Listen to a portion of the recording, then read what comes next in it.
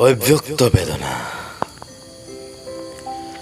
প্ৰাণ চঞ্চল প্ৰাণোচ্চল সেই ধুনীয়া হাঁহিৰ ছোৱালীজনী ক'ত বা হেৰাই গ'ল।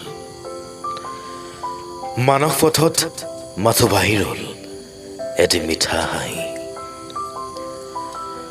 তাইৰো হেঁপাহ আছিল কাৰোবাৰ নামৰ ৰঙা সেন্দুৰকণ শিৰত উজ্বলাবলৈ। তাইৰো এটি মন আছিল দাপোনত নিজক চাই শৃংগাৰ কৰিবলৈ। তাইৰো এটি মন আছিল বুকুত মুখ গুজি বুকুৰ ল'বলৈ। কিন্তু তাই পৰা নাই। কিবাই ঘৃণাই সকলো কাঢ়ি নিলে। সৰ্বশৰীৰ আজি অৱস পায়ো হেৰুৱাৰ বেদনা।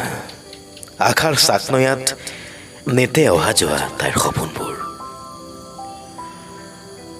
তাই কান্দিও হাঁহে নিঃশব্দে। সেই কান্দোন হাঁহিবোৰ কাৰাৰুদ্ধ হৈ পৰি ৰ'ল।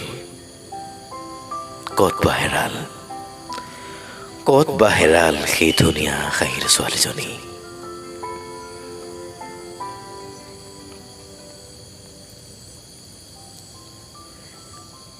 এইখিনি ক'বলৈ বিচাৰোঁ এই কবিতাটিৰ কবি